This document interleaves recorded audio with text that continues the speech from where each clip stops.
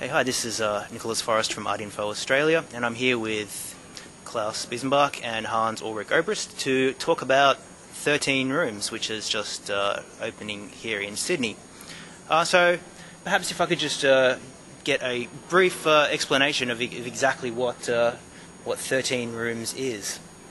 13 Rooms is a sequence of 13 rooms, galleries. Each room has a door.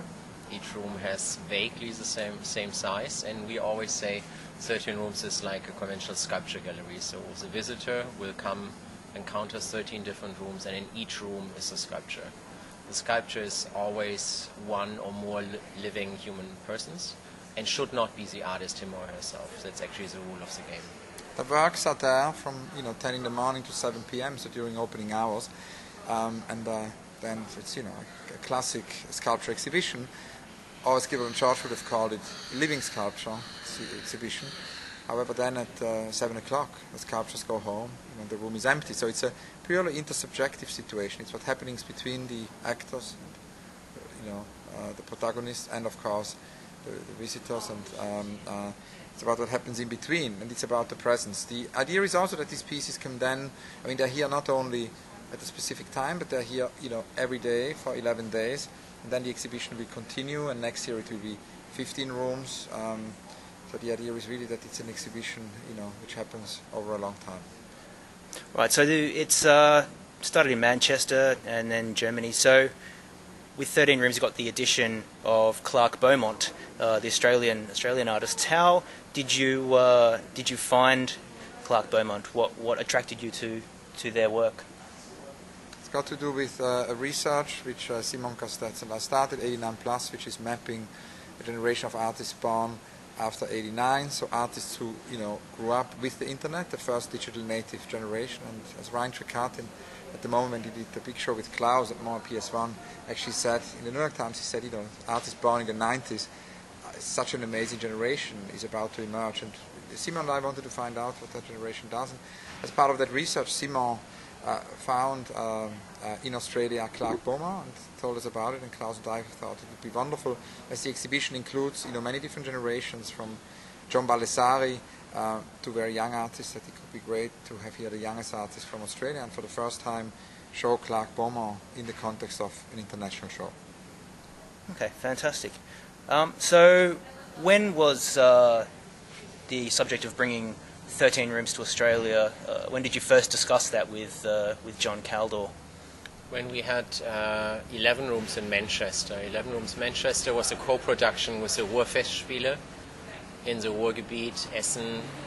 And Manchester and Essen are not exactly Tokyo or Los Angeles or London. They are cities that deal with these large-scale production festivals, and they deal actually very well with the fact that they have these festivals, and you come to the festival, it's really like a retreat, because all the artists are together with the critics, with the curators. Going to Manchester is really going to an artistic summer camp. It's always so amazing, just the people who are there. If you would do that in London, you would lose everybody, because everybody is doing their own work. So Essen, Manchester was very much a summer festival, which is the ideal, I think, hatching place for very experimental work, very, very experimental work that Alex Poots actually is very good at, as a catalyst, nearly bringing into the light. And then we realized that actually 13 Rooms is a compatible idea with museum logic, because one of the artists in the show, Tino Segal, was very clear about the fact that it's not about an event, but it should be about the duration of a regular exhibition. So as we say, it's like a sculpture exhibition. It also follows the opening hours of a regular museum. Shouldn't be too short, can be as long as a festival. And of course we understand here we have more than 140 reperformers. So for the organizers, that's quite a costly, in terms of money, but also in terms of preparation and guidance. It's quite an intensive project to produce. So I think 11 days, which is here, is already quite a long time to keep 13 Rooms alive. As Klaus said, the Manchester context is a laboratory for time-based work, for new formats of exhibition. Everything is new in the festival. It's an idea which hopefully other cities could be inspired by. That actually, Manchester asked the great Peter Saville to come up with this idea of a festival which, based in music, would then go into the other disciplines. And through that process, wonderful Alex Poots was actually hired as the director and has ever since created this extraordinary platform. And we started in 2007 with Tempo del Postino, Postman Time, which is an opera Philippe Pareno and I co-curated, which basically created the artists were given time and not space in that exhibition. It was an artist opera. Then a year later was Marina Abramovic, who did long durational kind of performative work and took over the entire Whitworth Gallery. And then 2 years ago, in 2011, Klaus and I co-curated the 11 rooms. The exhibition here in Sydney is very, very different. We are incredibly excited about what the architects did, what Seidler architects, Penelope Seidler and her team did by actually building in these 11 rooms with white and black architectural elements. Even the backstage zone is designed very beautifully, and it really is a completely new experience here, because obviously the exhibition has here its own autonomy. It's no longer embedded in other things, but it has its own autonomy in this gorgeous historic building. Yeah, my apology, I just quickly left You're okay. my chair. Not a problem. I actually felt it's a bit of a 13-room phenomenon. Absolutely, but our own performance. Yesterday we were going through the rooms, and some of them must have been just like talking to one of the other performers, and one of the performance rooms was empty. And I think that's also quite a good experience in a way. When you spend time with 13 rooms, it's really important that you let it rest a bit. It's not... We observed yesterday there was a sponsorship dinner with a viewing, and I think people really, it's 13, you can easily count it. It's a little bit like, oh, I have done all 13. And once you have done all 13, I think you should start again, because they're always different. Like a loop. Yeah, I think that's an important aspect actually. Okay, and there's some other aspects to this particular edition of the project that were unique for Australia, and so one of those was one of the choreography for one of the rooms. Was the Alora and Calzadilla? Was that correct? Absolutely, the choreography. But I mean, there are so many participants here from Australia, and that's something we believe is very, very important for when exhibitions tour, because when an exhibition goes from one place to the next, it's kind of it would just be packaging to do the same show again. It sort of learns from a local context, and the exhibition here learns in many different ways from the local context in Sydney. As we mentioned, Clark Beaumont have been added to the artist list. The architects, Seidler, have developed this whole exhibition. It's a display feature, really, a black and white display feature for the show. The choreographer of Alora Calzadilla is one of many, many protagonists. There are 140 protagonists actually from Australia who all are interpreting, choreographing with the artists, acting, in these pieces. So it's a very big collaboratorium. And then also it's for the first time that the book was published. And there again we wanted to, learn from the local context. And the great David Malouf, one of the greatest writers in the world, and Australia's greatest novelist and poet, has actually written an incredibly insightful text where he really connects also 11 rooms to moments in previous art history where time-based art was important. He talks about the Baroque moment and the question of presence. He this morning wrote this wonderful sentence: everything depends on attention's absolute presence, which is a David Malouf sentence, and that I think very much summarizes many of the thoughts. You have Nikos Papastagadis, who also wrote the text from a very, very different angle, talking about many of the artists in the show, but from a perspective here. So the idea is really that in many different ways, we believe that when we do these exhibitions, that we learn from a local context, and then we're going to go to the next city and carry that, knowledge and learn again. So it's a permanent learning process. It's not imposing a show; it's learning. So we've got Clark Beaumont in this edition, and obviously they're going to be going to any future editions. What do you think they're going to bring to the future editions? So I suppose the question is, what is it about Clark Beaumont that is going to add to the exhibition? I think what's going to add is always the accessibility, that it's not a completely alien satellite that's landing in Sydney. The two young artists from Australia who have come up with a beautiful variation of one of the rooms. And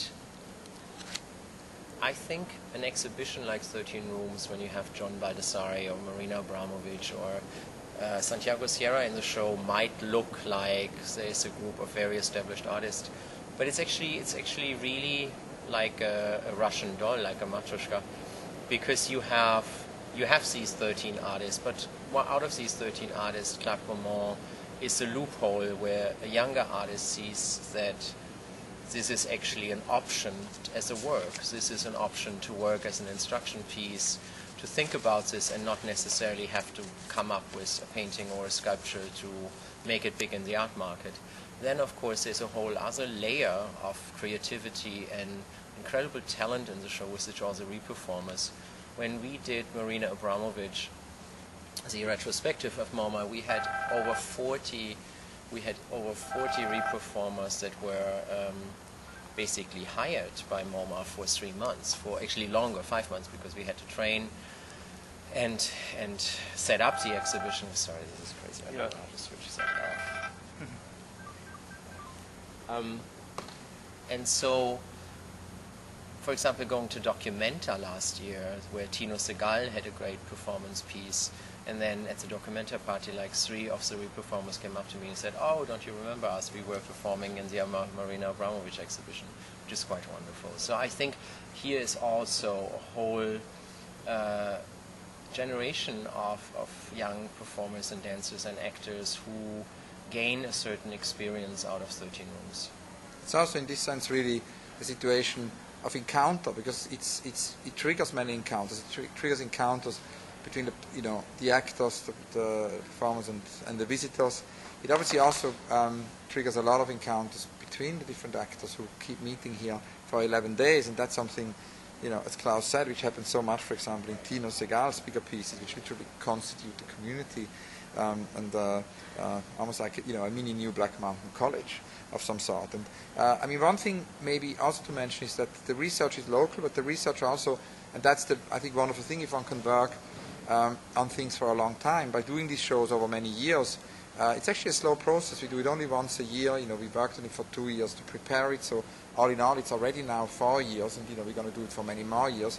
Within this slowness, it's the local research, but also the global research which continues. So we keep discovering pieces from previous generations which actually follow that same protocol. No, so John Baldessari, for example, has already in the 70s come up with almost Sisyphus-like room paintings, where the room gets painted again and again, and he's developed a completely new version here, for Sydney.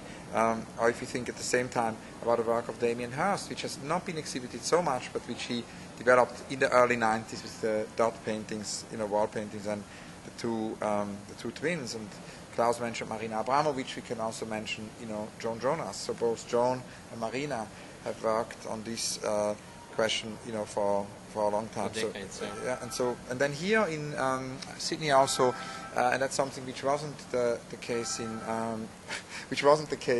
actually in Manchester. It was the case in Essen. Is Xavier Leroy. Xavier Leroy was also added to the show, and Xavier comes actually from the world of choreography. He's one of the great choreographers of our time. But always with an interest in the world also of museums, and he's been the mentor of Tino Segal. Tino learned a lot of the craft, from Xavier, then developed his inventions within the world of museums, which he's done throughout the 2000s and over the more or less 10 years. However, Xavier has exhibited quite a few times in museums. He resisted that and got more and more interested actually in the last 2 or 3 years in that. And Klaus and I went to see his show in Barcelona, where in an amazing way Xavier took over the whole Tapies Foundation into a kind of a Gesamtkunstwerk of his art. And it's at that moment where we decided to invite him for 11 rooms and then for 12 rooms. And that's really the thing. So whilst the exhibition tours, we do local research, but we also continue to make research all over the world, and we keep learning. And so it builds up also an archive of these of these pieces, and hopefully in this sense also possibility of an exhibition which could be reinterpreted in many, many decades. And I think it's very important. We come from the logic of a festival, Manchester International Festival, and in the day and age of social media and Instagram and Twitter, sometimes festivals are necessary to even bring that level of attention to a certain art form. But this is a very, very unique festival, because you could also say an art fair is a festival. There's Basel, Miami, Freeze London, and Freeze New York, the Armory. It's a festival which is like a trade fair, but this is a festival and you cannot buy anything. And I think that is very important. That's a festival where what you get is a unique experience. So that makes 13 Rooms very unique. Fantastic. Okay, well, thank you very much, Klaus and Hans-Ulrich, and thank you very much for your time.